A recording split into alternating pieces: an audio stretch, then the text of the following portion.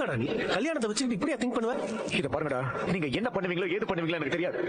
அவன் இப்பவே இந்த நிமிஷமே மண்டபத்தை விட்டு வெளியில போகணும். அவனை அடிச்சு தூக்குவீங்களோ இல்ல காலி பண்ணுவீங்களோ எனக்கு தெரியாது. டேய், பேசாம ஏதாவது கேஸ போட்டு அவனை லாக்கப்ல வச்சிடலாம்டா.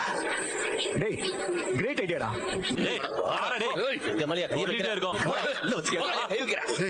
என்ன பக்கத்துக்கு போடுங்க. எங்க மேலேயே கை வைக்கிறாங்க இந்த ராஸ்கல். எதுக்கு திரும்ப திரும்ப பரமங்கிட்டே தகராறு பண்ணிக்கிட்டு இருக்கீங்க? அவங்க அம்மா யாருன்னு தெரியும்ல.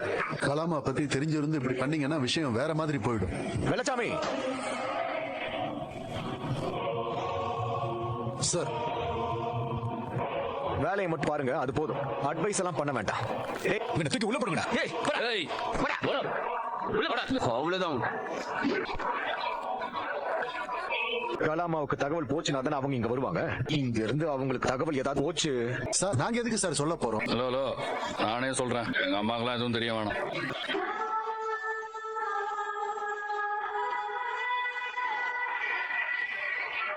ரிஷி, உங்களுக்கு என் மேல அக்கறை இருக்கா இல்லையா? என்ன இளமதி இப்படி எல்லாம் கேக்குற? உன் மேல நிறைய இருக்கு. அப்படின்னா பரம இந்த நிமிஷமே இங்க வரணும். அப்படி இல்லனா என் அப்பா அம்மா கிட்ட போய் சொல்லி இந்த கல்யாணம் வேணான்னு நான் முடிவு பண்ணிடுவேன்.